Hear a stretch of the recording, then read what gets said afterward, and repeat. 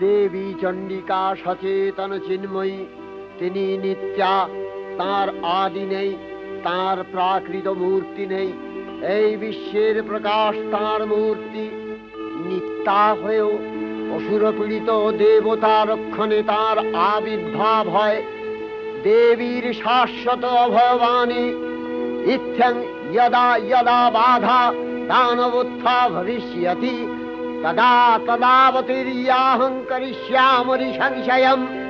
পূর্বকল্প অবসানের পর প্রলয়কালে সমস্ত জগৎ যখন কারণ সলিলে পরিণত হল, ভগবান বিষ্ণু অখিল শক্তি প্রভাব সংহত করে সেই কারণ সমুদ্রে রচিত অনন্ত শয্যা পরে যোগ নিদ্রায় হলেন অভিভূত।